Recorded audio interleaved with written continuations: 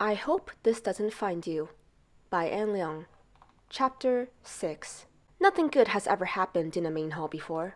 It's where we take our final exams and where we were forced to sit through unbearable lectures on our changing bodies, and where Ray once dropped a banana behind the podium and the rats managed to find it before the teachers could. So I'm instantly apprehensive when we're directed to the hall right after lunch. What's going on?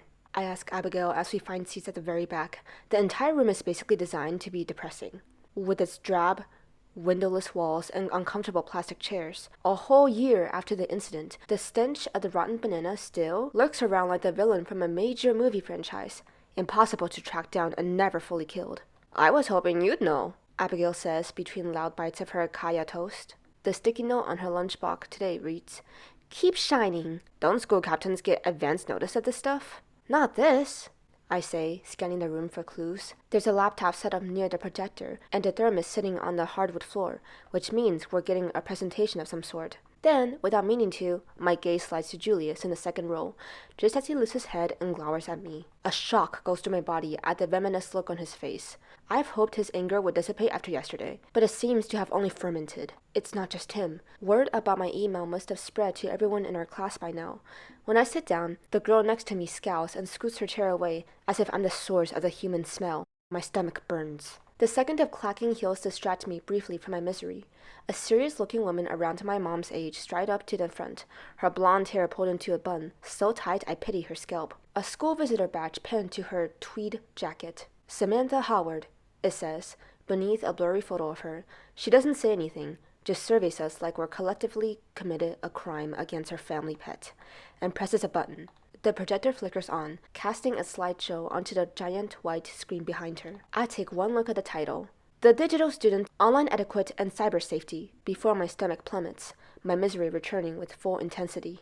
"Your school called me in light of recent events," she begins, confirming my very worst suspicion. "They've asked that I give you a refresher on how we should conduct ourselves through digital communication channels." 30 pairs of eyes instantly flicker to me. I've done it, I think to myself.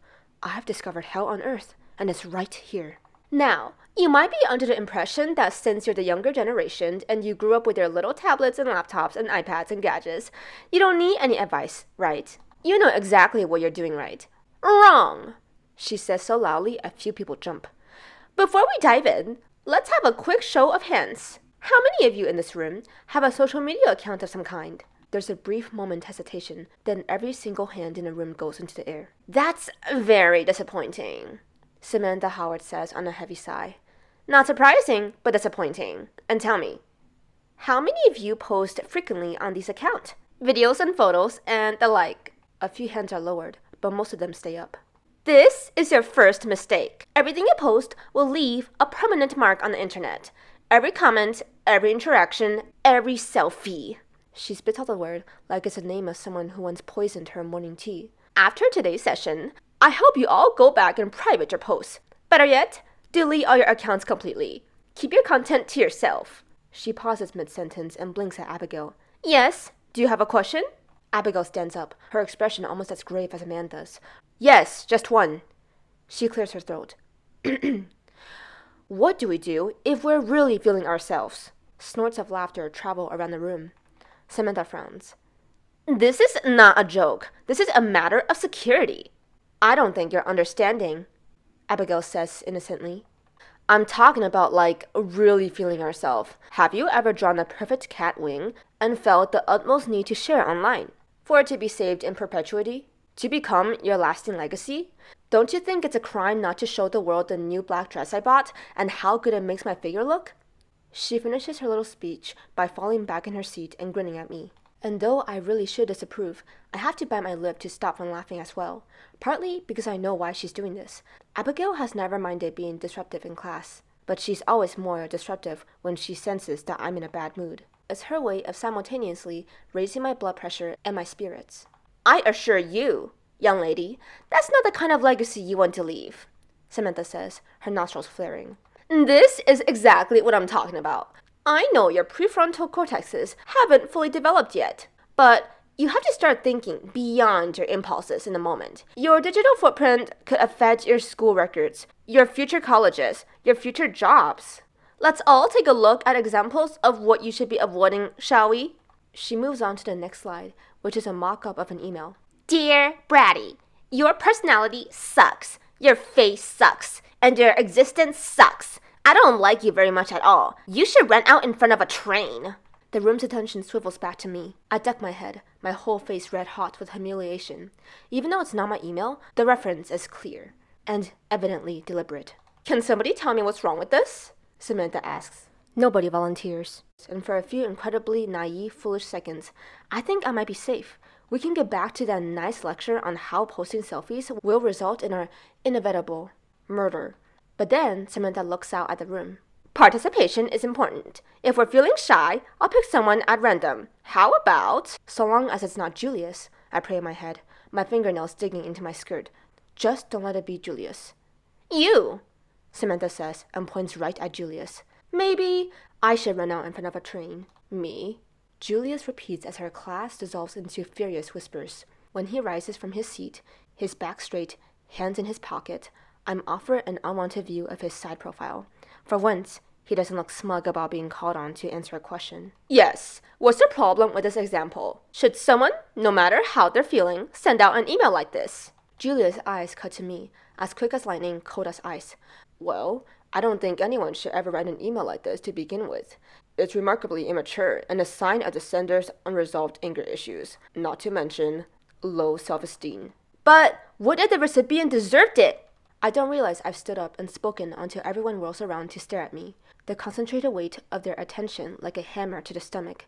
But I'm only staring back at one person, Julius, the tightness of his jaw, the darkness of his eyes. So, you're saying it's the recipient's fault? Julius says with a laugh. Wow, sure. Okay, stop talking. The logical part of my brain tells me, shut up and sit down right now. But my mouth seems to have cut ties with my brain. I'm just saying that maybe if the recipient were a little less infuriating and wasn't quite so adamant on tormenting the sender for years on end. Maybe if someone weren't so sensitive. It's called having a normal human reaction. Emotions. You understand? I know that may be a foreign concept. Excuse me, you two, Samantha calls tersely from the podium. This isn't a point of the activity.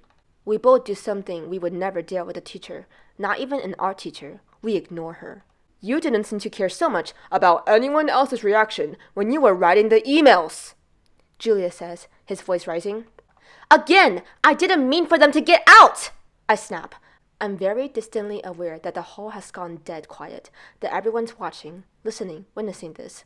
Someone's holding up their phone, but nothing registers except the anger pumping thick through my blood.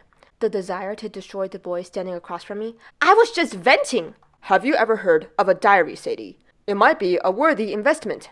Don't disgust me. I would never write diary entries about you.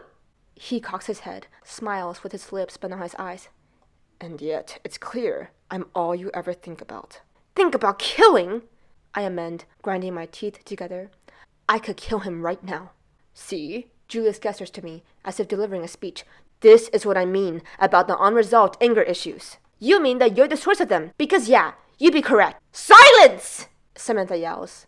I snap my mouth shut and pull my attention away from Julius. It could be the unflattering artificial lights in the hall, but Samantha's face has turned an awful shade of gray. The veins in her forehead are on open display, so visible they could be used as a diagram for first-year preem students.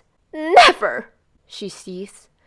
In all my years of visiting schools, have I come across students so rude and undisciplined.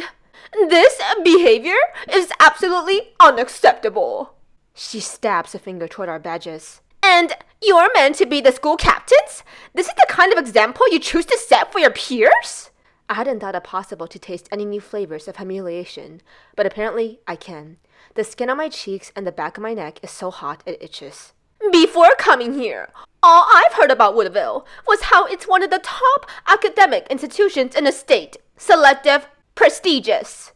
She yanks out the cord from her laptop as she speaks. But this is, well, it's just beyond disappointing. Picks up her thermos from the floor. I'm afraid I simply cannot go on. Lifts a dramatic hand to her chest, like an actress in a tragic play. I'll have to end this early. With that, she marches out the door, a few seconds of silence following close behind her. Then Georgina says, hopefully, Does that mean we get a free period? Before anyone can celebrate, the door swings open once more, and Samantha comes marching in again. Her complexion has changed from gray to crimson. I just remember that I won't be paid the speaker's fee if I don't stay for the full session. She sniffs and plugs her laptop back into the projector.